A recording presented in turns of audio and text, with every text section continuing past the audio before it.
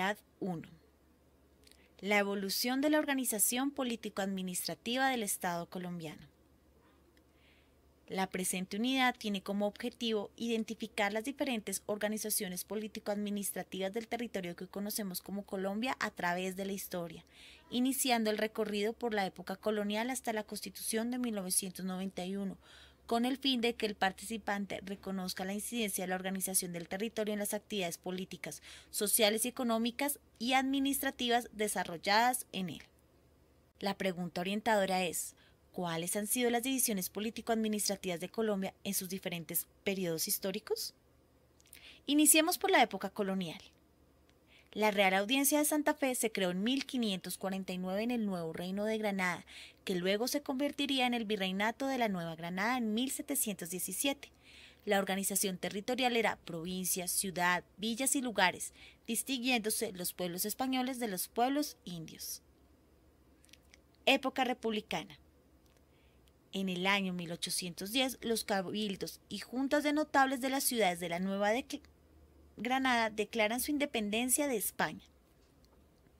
Las provincias nombran sus juntas de gobierno y proceden a redactar y promulgar sus propias constituciones. Es el caso de la Constitución de Cundinamarca de 1811. La Junta de Santa Fe fracasó en el intento de organizar un poder central. Entonces la provincia de Cundinamarca decidió provocar anexiones de las provincias para unificar el territorio bajo su control.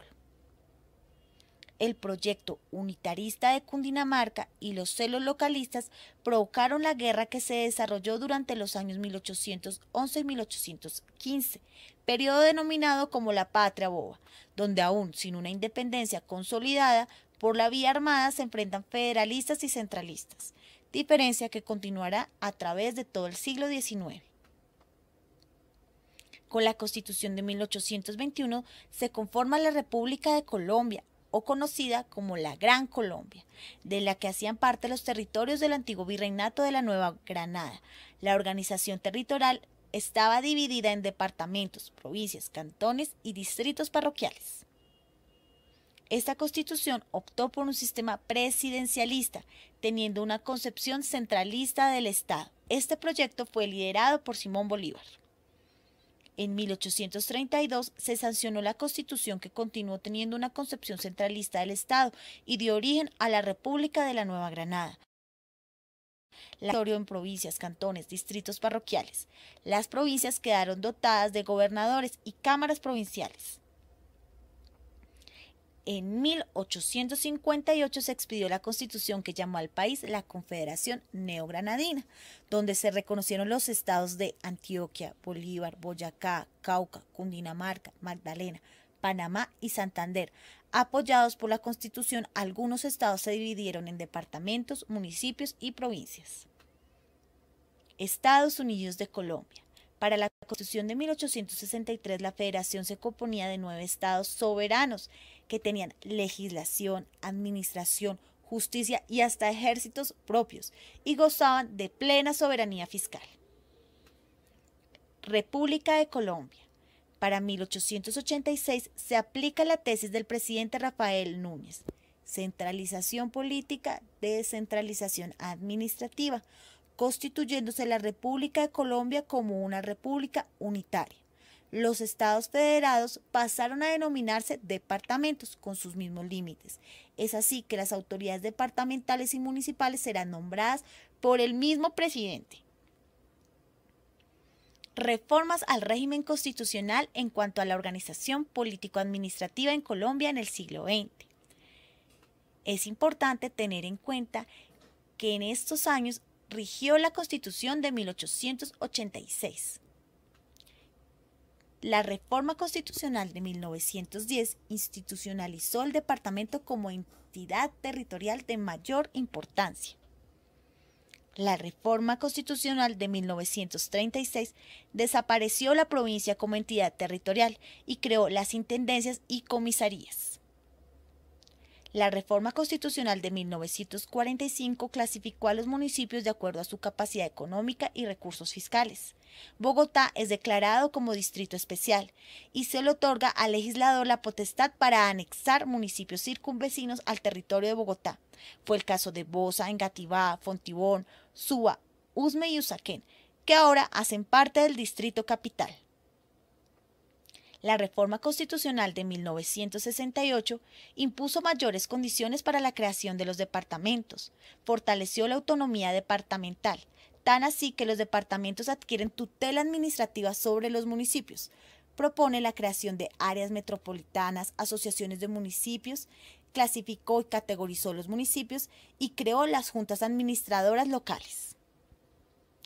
La reforma constitucional de 1986, y sin duda una de las reformas más importantes que darían paso a la descentralización en Colombia. Mediante el Acto Legislativo I de 1986 se realiza una reforma al régimen municipal, en la que se implementa la elección popular de alcaldes, autoridad que hasta ese entonces era nombrado por el gobernador.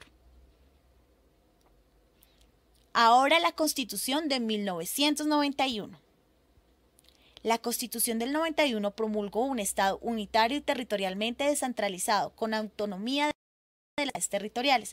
Es así que la unidad y la autonomía se convierten en los principios ordenadores del Estado. Pero, ¿qué significa un Estado unitario? Consagrar a Colombia como un Estado unitario significa que la unidad es un principio ordenador del Estado que impide el fraccionamiento del territorio y de la comunidad política.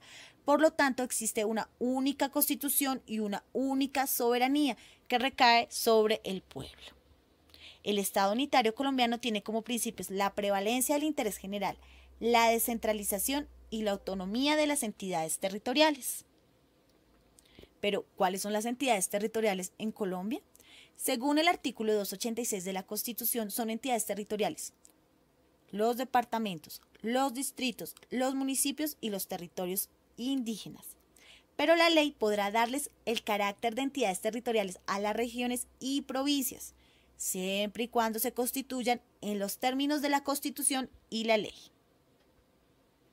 ¿Qué significa autonomía de las entidades territoriales?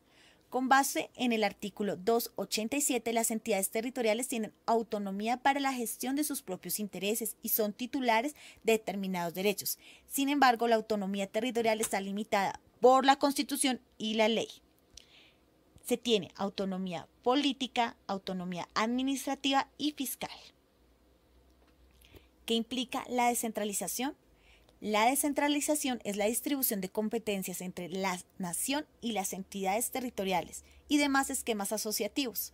Se realiza trasladando el correspondiente poder de decisión de los órganos centrales hacia el nivel territorial pertinente.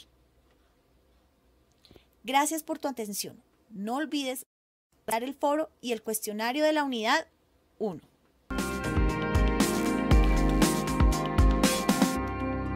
Gobernación de Cundinamarca. Unidos podemos más.